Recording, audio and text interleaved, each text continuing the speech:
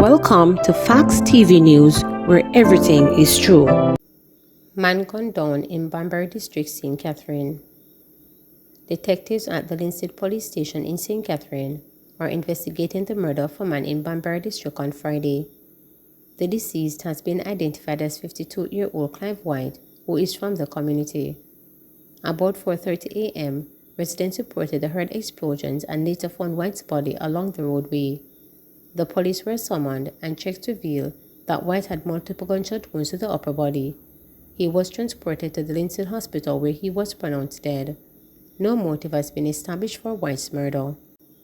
Gunmen robbed over $100,000 from KFC in downtown Kingston. 4 men held up and robbed the KFC restaurant at 85 King Street in downtown Kingston Sunday morning. No one was hurt during the robbery, in which more than $100,000 was reportedly taken. Reports reaching reporters indicated that around 11:06 a.m., 4 masked men, 2 of whom were armed with handguns, held up and robbed the employees of their phones and tablets.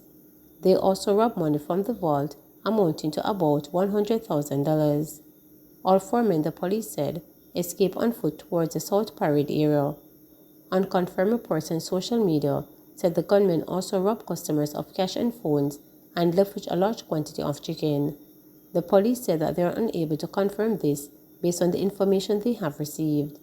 KFC has 2 stores on King Street in downtown Kingston. Caribbean literary giant Edward Barr has died. The University of the West Indies UWI professor of English Edward Barr, a Caribbean literary giant, has died. Edward, who died early Sunday morning, was 87. Professor Emeritus Dr. Novel Edwards, while hailing his former colleague, teacher, mentor, and role model as an intellectual giant, described his passing as an immense loss, not only for Jamaica but the wider Caribbean. Jamaica and the wider Caribbean have lost an intellectual giant, a brilliant scholar, an exemplary teacher, and anyone who have been taught by him would have been touched and inspired by his brilliance, he said. He transmitted a love for the subject. Edward said Barr, who was always a fine poet and an internationally renowned scholar of the works of St. Lucian poet and playwright Derek Walcott and Jamaican poet and essayist Lorna Goodison. Despite his achievements and continued excellence, Edward said Barr displayed consistent humility and inspired several generations of students to strive for excellence and pursue Caribbean literature. Barr's 36-year association with the UWI began at the Cave Hill campus in 1965. NEPA says Harbourview fish kill due to lack of oxygen. The National Environment and Planning Agency NEPA has expressed that as they continue their investigations into the massive fish kill in Harbourview on Saturday, the incident is being attributed to a build-up of oxygen-depleting algae. According to Anthony Mackenzie, Director of the Environmental Management and Conservation at NEPA, the fish in that area died due to the lack of oxygen. It is not an uncommon occurrence, especially in that area. We started our investigations, and based on our findings so far, it is pointing to the cause of the fish kill being a red tile that is presently occurring in the harbor. What that means is that we have oxygen depleting resulting in the death of the fish, he stated. We are, however, still investigating, and our investigations will involve NEPA, the National Fishery Authority, and the Veterinary Services Commission, he told reporters.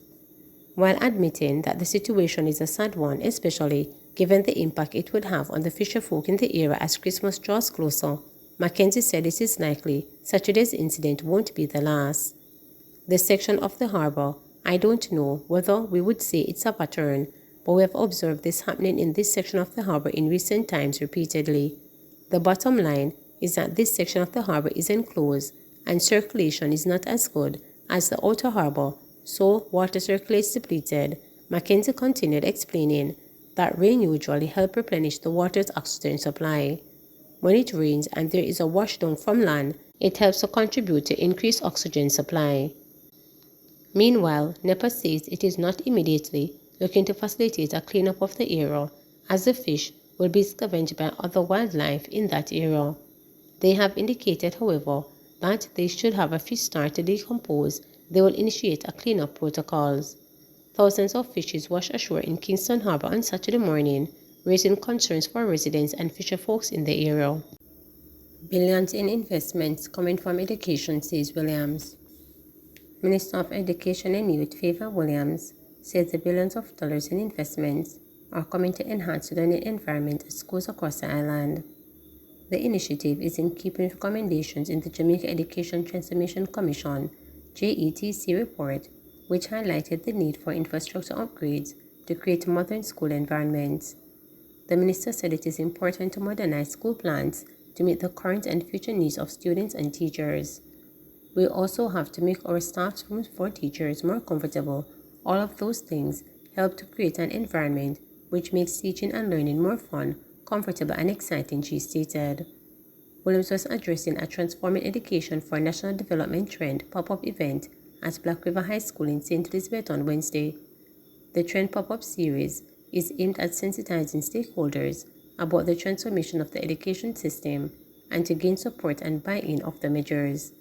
The JETC report, produced by Professor Orlando Patterson-led committee, makes recommendations for improvements in the governance, administration, leadership and legislation, early childhood education, teaching curriculum and teacher training, tertiary education, infrastructure and technology, technical and vocational education and training, TVET, and finance. Noting that the removal of shift system at Black River High School at the start of the school year in September, Williams said that the move is in keeping with the process to transform education. All 1,600 students at the institution now attended school at the same time, enabling them to have the full contact and educational hours they deserve, she pointed out. We call that ensuring that all our children have equity and that they get the same quality education throughout the system. That is what we have been doing here at Black River High, and it forms part of the recommendations to transform education in Jamaica, Williams noted. The Education Minister further urged students to delve deeper into technology and to exploit it to make positive contributions to society. She said that the intention is for Jamaicans to become developers rather than mere users of technology, and the government has provided tablets and laptops to students and teaching staff to drive this ambition. In all of our high schools across Jamaica, including here, we have upgraded their technological lab so that you, our students, have access to technology.